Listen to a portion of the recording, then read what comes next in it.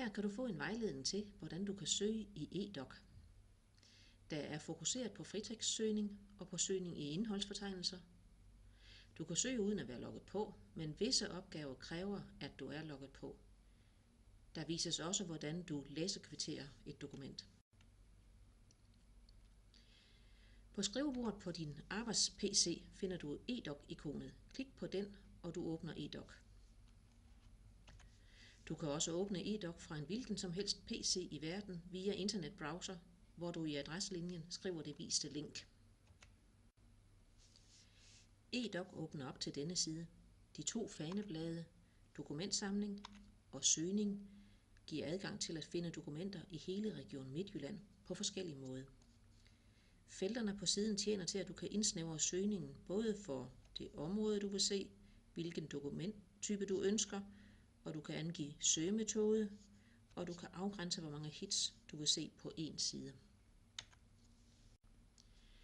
Nu vil vi lave en søgning på emnet visitation i medicinsk afdelings dokumentsamling. I feltet gældende for afgrænse søgeområdet til Hospitalsenhed Vest, medicinsk afdeling. Indtast søgeordet visitation og klik på knappen søg. Der fremkommer et nyt faneblad, som rummer søgehits for denne søgning. Der søges altid i og vises hit fra den regionale, fra Hæv Vest fælles, foruden den medicinske dokumentsamling. Du kan se mængden af søgehits i alt. Klik på plustegnet ud for den dokumentsamling, du vil finde et dokument i. Herved åbnes dokumentsamlingen på et nyt faneblad, så du kan se de enkelte dokumentnavne. Fanebladet åbnes for hver udvælgelse, du har gjort, og viser, hvad en side indeholder. Fanebladet skal lukkes aktivt igen på krydset eller samlet, når eDoc-systemet lukkes ned. Og nu lidt mere om sidens opbygning. Kolonneoverskrifterne kan anvendes til at sortere yderligere på dokumenterne ved at aktivere drop-down-listen. Listen er forskellig for de forskellige kolonner, og så snart man skriver i fritekstfeltet ud for filter, vil der ske en sortering, så fremt der er skrevet et eller andet ord, som findes i teksten i den kolonne, hvor drop-down er valgt. Yderst til højre vises de søgekriterier, der er anvendt til den aktuelle søgning. I venstre side af skærmen er der 3 kolonner med ikoner. Første kolonne viser, hvilket dokument, der rummer søgeordet. Kolonne 2 viser, om dette dokument ligger i et andet dokument. Og kolonne 3 viser det resumé, der beskriver dokumentet, hvis altså der er skrevet et resumé til dokumentet. Når du vil læse et dokument, skal du dobbeltklikke på dens overskrift. Det åbnes i læsbar stand. Du kan scrolle ned for at læse hele dokumentet. Hvis du vil læse i printtilstand, skal du klikke på dobbeltpilen og derved få åbnet værktøjspanelet. Her er der adgang til flere funktioner, blandt andet print, og til at få vist mere information, hvor du blandt andet ser udgivelsesdato, versionsnummer og hvem der har udarbejdet og godkendt dokumentet. Det var om fritekstsøgning uden logon. Nu vil vi se på søgning via indholdsfortegnelse. Klik på fanebladet Dokumentsamlinger. Herved får du vist alle dokumentsamlinger i Region Midtjylland. Dokumentsamling for medicinsk afdeling Hospitalsenhed Vest finder du cirka 3/4 del nede på siden. For at åbne det, skal du klikke på plustegnet. Samlingen er nu lukket op, og du kan læse en indholdsfortegnelse over alle dets emner. Emne 1 og 2 omhandler de dokumenter, vi skal forholde os til i forhold til den danske kvalitetsmodel. De resterende emner omhandler specialespecifikke dokumenter og et for sekretærer, en supplerende, hvor der ligger skabeloner og pjecer, plus flere. Du kan generelt ændre udseendet af lister på denne og lignende sider ved at aktivere knapperne Fold ud, Fold sammen til højre i billedet. For at se indholdsfortegnelse for et emne, skal du dobbeltklikke på emnenavn. Der fremkommer et nyt faneblad visende det valgte emnes navn. Denne side viser nu emnet inddelt i overskrifter og dokumenter. For at aktivere et dokument til læsbar tilstand, skal du klikke på det. Skærmen bliver nu todelt, så du samtidig kan se oversigt til venstre og læsbar dokument til højre. For at læse dokumentet i sin helhed kan du scrolle, eller du kan vælge at få vist værktøjspanelet. Herved fremkommer panelet, der giver flere funktionsmuligheder.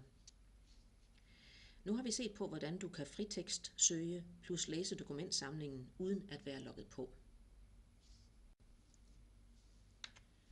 Der gives personlige muligheder ved at være logget på. Og skal du sætte din elektroniske autograf, skal du være logget på. Og det er påkrævet f.eks. når du skal læse kvittere. Du logger på med Regions-ID, og det er dit brugernavn til f.eks. EPJ. Når du er logget på, kan du søge på samme måde som netop gennemgået. Dog vil fanebladet dokumentsamling kun indeholde 3 dokumentsamlinger. Det regionale, Hospitalsenhed Vest, fælles og medicinsk dokumentsamling. Ved login udfyldes felterne gældende for automatisk med ansættelsessted. Du kan selv ændre eller udvide filtreringen til anden afdeling, men husk dog, at du juridisk kun er dækket ind, når din ledelse har godkendt et dokument til at være anvendt i dit arbejdsområde. Du kan vælge at gemme den søgning, du netop har foretaget, så den er klar til en senere hurtig søgning igen, når du har brug for at finde de samme oplysninger. Redaktørmiljø anvendes, når et dokument skal redigeres. Arbejdet med dokumenter under udarbejdelse kan ske herfra opdelt i forskellige sorteringer, f.eks. godkendelse, men ikke mere om det her. Min side rummer dine personlige opgaver i forhold til et dokument. Det vil vi se lidt nærmere på.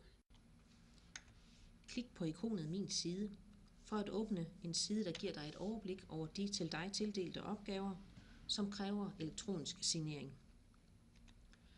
Samtidig vil der oprettes en genvej i bunden af siden, som fører dig tilbage til en aktiveret ikon til den sidste side, du her har været på.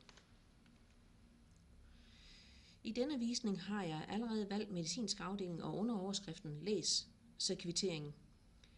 Opgaveløsning kræver, at du tilgår dokumentet ved at klikke på det. Og herved åbnes dokumentet i læsbar tilstand. Læs dokumentet. Vær opmærksom på, at du nogle gange bliver nødt til at aktivere et link for at læse dokumentet. Dette link fører dig eventuelt til en anden dokumentsamling. Værktøjslinjen Læsekvitter findes i værktøjspanelet, som du åbner ved at klikke på dobbelt. Klik på linket Læsekvitter. Nu ses knappen Læsekvitter i læsefeltet. Kun dokumenter godkendt af afdelingsledelsen i medicinsk afdeling kan læsekvitteres af dig, så derfor skal overskriften over dokumentet være medicinsk afdeling, før du bliver præsenteret for knappen Læsekvitter. Link fra vores egen samling fører ofte til andre dokumentsamlinger for at sikre original version af tekst. Og disse dokumenter bliver opdateret fra tid til anden, så du vil ofte blive præsenteret for et dokument, hvor der er påskrift om, at dokumentet er under udarbejdelse. Det betyder, at der er en nyere version undervejs, men indtil den udkommer, er dokumentet, du kan læse, stadig gældende. Og har du skulle aktivere et link for at læse dokumentet i en anden samling, skal du så derfor lukke det læsbare dokument og vende tilbage til dokumentet i medicinsk afdeling, som indeholder knappen Læsekvitter. Hermed slut på denne vejledning.